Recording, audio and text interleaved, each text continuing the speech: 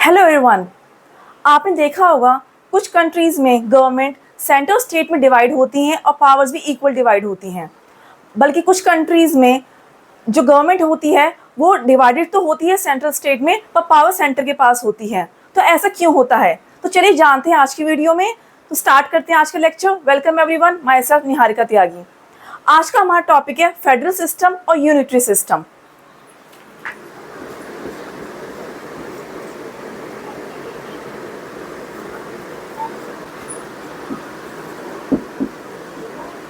Federal system, पहले हम federal system की बात करते हैं।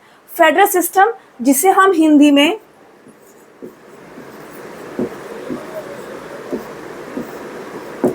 संघीय व्यवस्था भी बोलते हैं।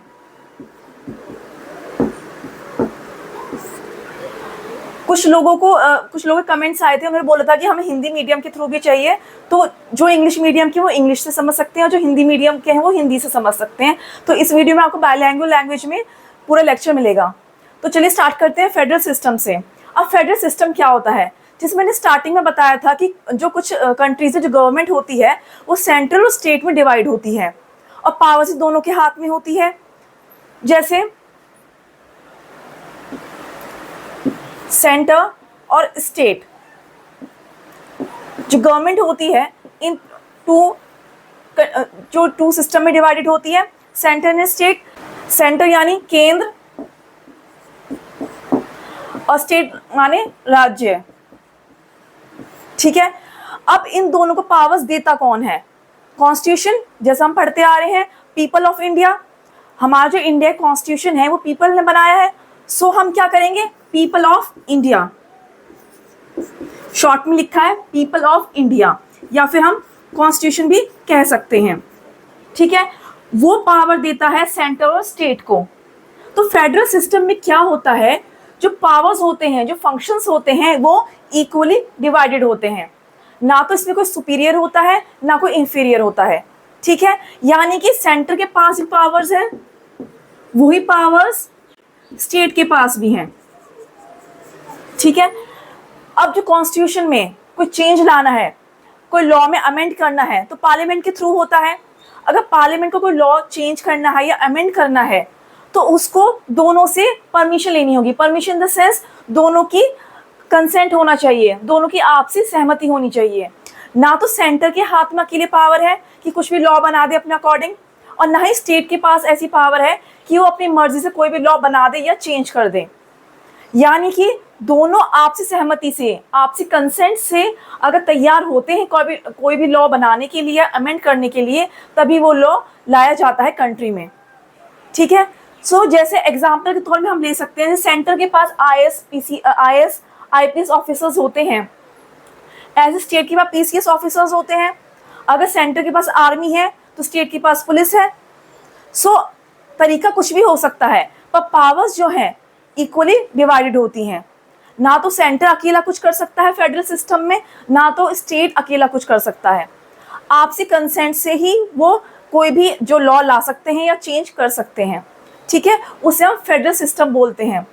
जैसे एग्जांपल इंडिया में फेडरल सिस्टम है। हमने जब रिटन अनरिटन कॉन्स्टिट्यूशन की बात की थी तो हमने एक लाइन उसमें पढ़ी थी कि India has federal system.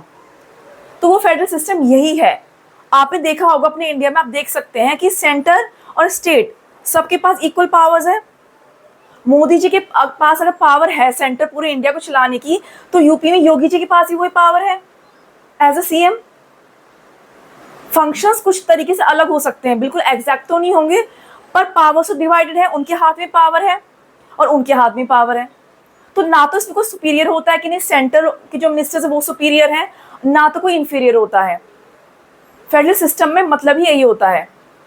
Example जैसे इंडिया, ब्राज़ील, ऑस्ट्रेलिया, जिस भी कंट्री में आप देखेंगे गवर्नमेंट दो में डिवाइडेड है, सेंटर और स्टेट, और पावर्स भी इक्वली डिवाइडेड हैं।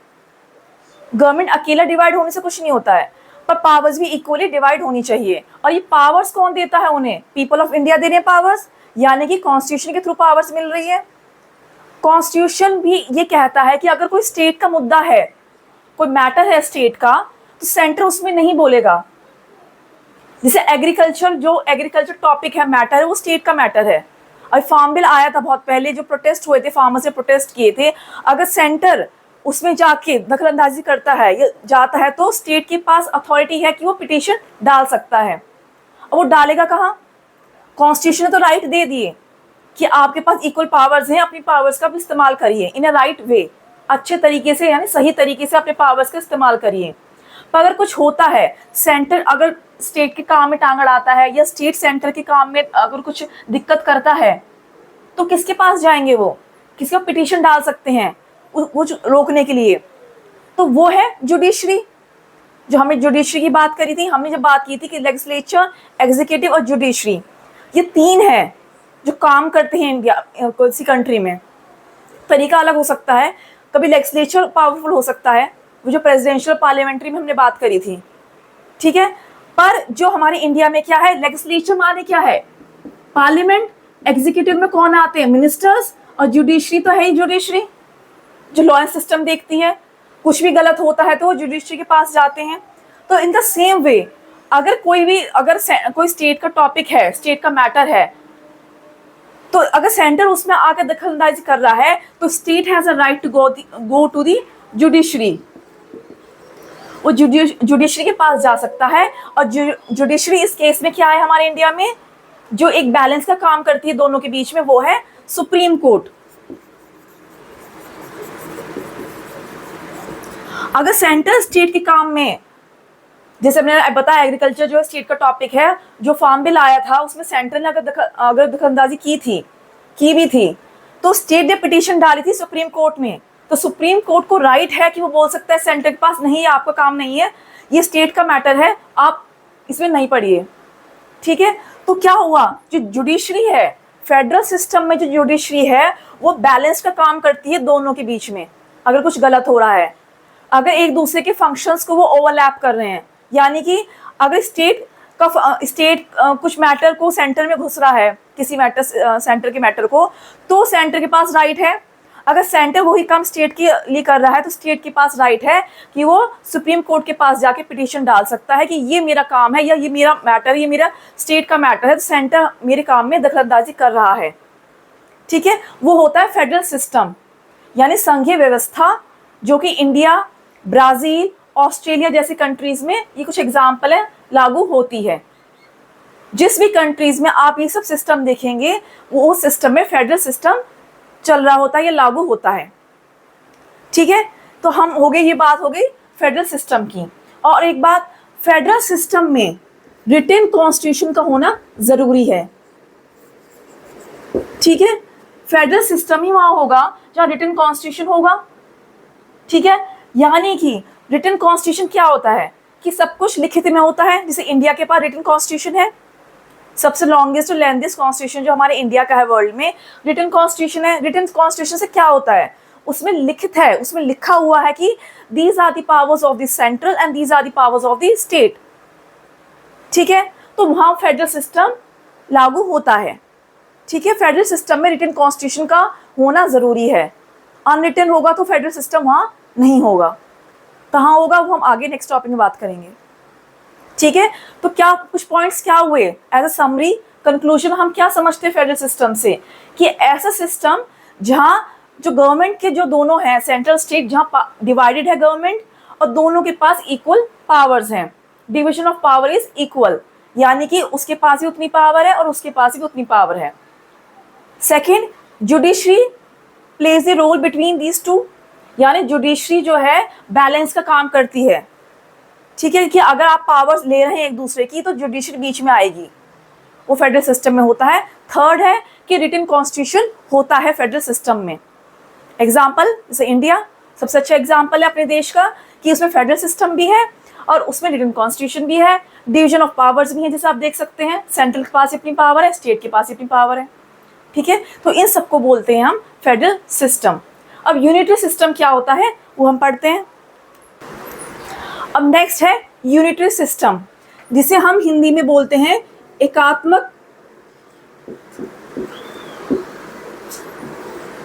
व्यवस्था।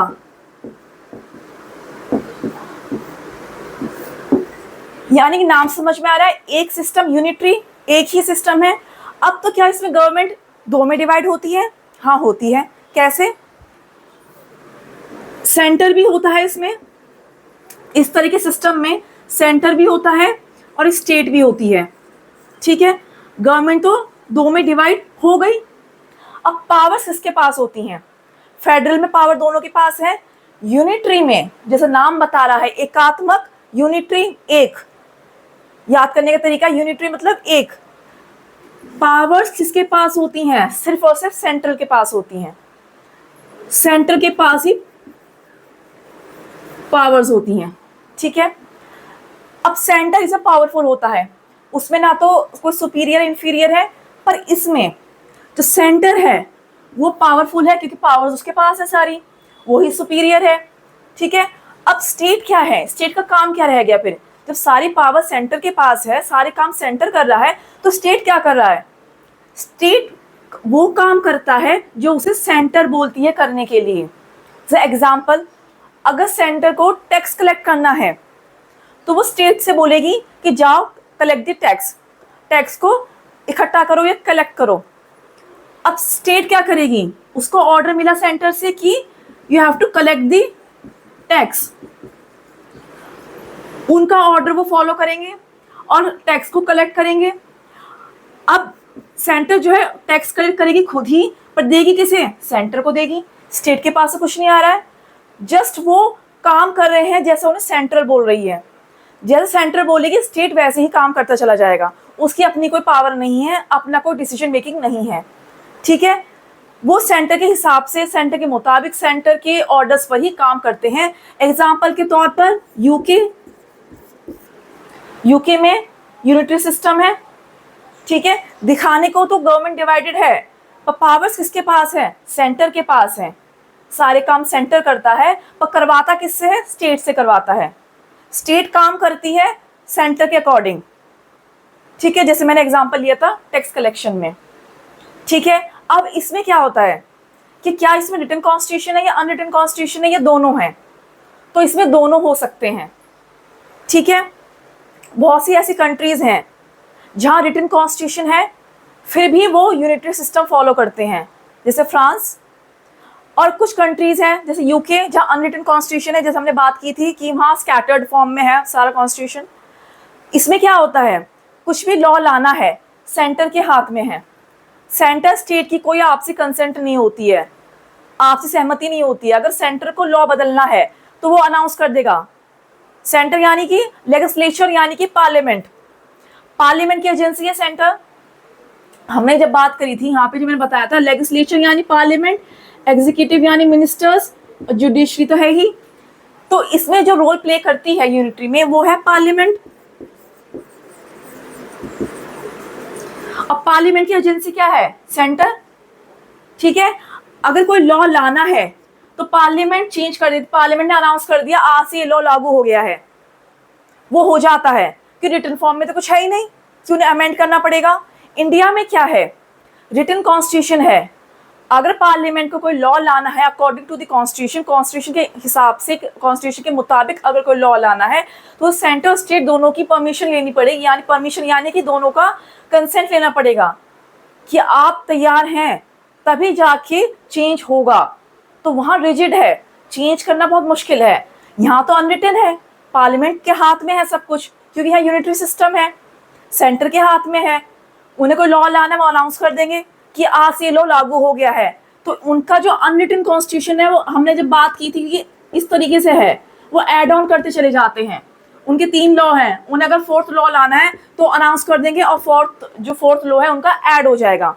अनरिटन में हमने ये बात करी थी, जिन्होंने नहीं देखा वो वीडियो देख सकते हैं अनरिटन रिटन की, उस तो आपको समझ में आएगा कि अनरिटन में क्या है, स्कैटर्ड फॉर्म में बिखरा होता है पूरा कॉन्स्टिट्यूशन। वहां आपको लाने के लिए कोई भी कंसेंट की जरूरत नहीं है अनरिटन में। तो यूके में यही तो हो रहा है, अगर कोई लॉ लाना है वो अनाउंस कर देते हैं और वो लॉ ऐड हो जाता है। ठीक है, इसलिए वहाँ यूनिटरी सिस्टम है वहाँ पे, क्योंकि सब कुछ तो एक के पास में ही है, उसको किसी की परमिशन की, किसी के कंसेंट की, किसी के हाँ ना की जरूरत ही नहीं है। पार्लियामेंट की एजेंसी ही सेंटर है, पार्लियामेंट को लॉ लाना है वो बताएगा और लॉ आ जाएगा कल से। ठीक है, तो यहाँ पर जो है कॉन्स्टिट्यूशन को चेंज करना बहुत ही आसान है, रिजिड फॉर्म में नहीं है। फेडरल में रिजिड फॉर्म में था, बहुत मुश्किल है वहाँ चेंज करना लॉ को। यहाँ बहुत ही फ्लेक्सिबल है, अपने हिसाब से कभी भी चेंज कर सकते हैं यूनिटरी सिस्टम में। ठीक है, अब सेंटर के हाथ में सब कुछ है। ठीक है, हमने बताया पार्लियामेंट का अगर कोई लाना है तो सेंटर चेंज कर सकता है। ठीक है, क्योंकि जो लॉ आएगा कोई भी लाना है तो सिर्फ उनको अनाउंस करने की देर होती है कि ये लॉ ऐड हो गया तो वो ऐड हो जाता है। ठीक है, अब इसमें रिटन कॉन्स्टिट्यूशन अनरिटन कॉन्स्टिट्यूशन दोनों हो सकते हैं। ठीक है, रिटन कॉन्स्टिट्यूशन है पर यूनिटरी सिस्टम है जैसे फ्रांस, अनरिटन कॉन्स्टिट्यूशन है और यूनिटरी सिस्टम है जैसे यूके। तो इसमें ज़रूरी नहीं है कि रिटन होना ही होना चाहिए, फेडरल में ज़रूरी है कि रिटन कॉन्स्टिट्यूशन होना चाहिए। ठीक है, अब इसमें जुडिशरी क्या रोल प्ले करती है, उसमें तो मेजर रोल प्ले करती है फेडरल में। अगर स्टेट और सेंट्रल की पावर्स में कुछ दिक्कत आ रही है, एक दूसरे की पावर्स को ओवरलैप कर रहे हैं या एक दूसरे की चीज़ों में घुस रहे हैं फंक्शंस पावर्स में, तो जुडिशरी रोल प्ले करती है। इसमें जुडिशरी कोई रोल प्ले नहीं करती है मेजरली, क्योंकि सेंट्रल के हाथ में ही है सब कुछ। तो वो उसके जुडिशरी के पास इतनी पावर नहीं है कि वो सेंट्रल को बताए कि तुम्हारी ये पावर है, ये पावर है। हम जुडिशरी की जो यहाँ बात कर रहे हैं उसे पावर्स के मामले में बात कर रहे हैं। इसका मतलब ये नहीं कि सेंटर के पास हक है कि वो कुछ भी गलत कर दे, वो तो जुडिशरी के पास जाएगा ही। अगर वो कुछ सेंट्रल ऐसा कुछ ला रही है कंट्री में जो लोगों के हित में नहीं है या लोगों के बेनिफिट में नहीं है, कुछ गलत कर रही है, तो जुडिशरी उसमें आ सकती है, रोल प्ले करेगी। पर हम यहाँ बात कर रहे हैं डिवीजन ऑफ पावर्स की। इस सिस्टम में हम बात क्या कर रहे हैं, डिवीजन ऑफ पावर्स की। तो पावर के मामले में जुडिशरी का कोई रोल नहीं है कि वो सेंटर को बताए कि तुम्हारा ये काम है, ये स्टेट को ये काम मत दो, ये स्टेट का ये काम है। तो जुडिशरी के पास ये पावर नहीं है डिवीजन ऑफ पावर्स के मामले में। ठीक है, पर वो सही गलत के बारे में फैसला कर सकते हैं। अगर सेंटर कुछ गलत कर रहा है जो लोगों के बेनिफिट में नहीं है, या कुछ ऐसा कि जो सिक्योरिटी को अगर फेस कर रहा है कोई कंट्री, तो जुडिशरी इसमें बीच में आ सकती है। ठीक है, पर पावर्स के मामले में वो सेंट्रल को नहीं बताती, बिकॉज सेंट्रल अलोन बहुत पावरफुल है। यहाँ पर सेंट्रल सब कुछ करती है। सेंट्रल चाहे तो पार्लियामेंट से लॉ बदलवा लेगी, कुछ भी अनाउंस करवा लेगी, स्टेट से कुछ भी काम करवाएगी। ठीक है, तो सेंट्रल जो है ऑर्डर दे सकती है, वो होता है यूनिटरी सिस्टम। ठीक है, यहाँ रिटन अनरिटन कॉन्स्टिट्यूशन दोनों हो सकते हैं। एग्जाम्पल मैंने आपको बताया है, फेडरल में रिटन कॉन्स्टिट्यूशन होना ज़रूरी है।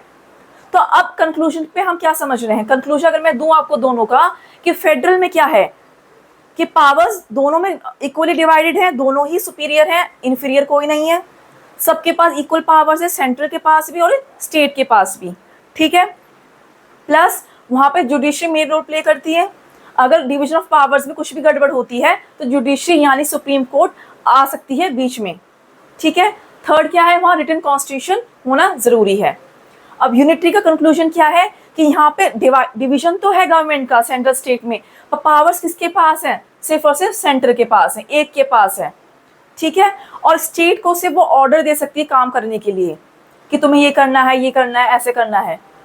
पर सब कुछ पावर्स क्या होती है, मेन पावर्स किसके पास है, सेंटर के पास। वो लॉ बदल सकती है, ला सकती है, उसको किसी की परमिशन, किसी की कंसेंट की जरूरत नहीं है।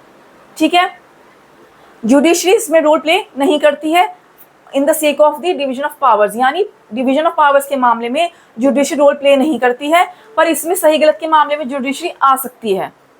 एंड थर्ड इसके रिटन अनरिटन कॉन्स्टिट्यूशन दोनों हो सकते हैं, ज़रूरी नहीं है कि ये यही पर्टिकुलर हो। ठीक है, तो आगे जो नेक्स्ट टॉपिक हम कवर करेंगे वो होगा इंडियन फेडरल सिस्टम के ऊपर, कि पूरा फेडरल सिस्टम इंडिया में कैसे फॉलो होता है। सो आज के लिए इतना ही, थैंक यू।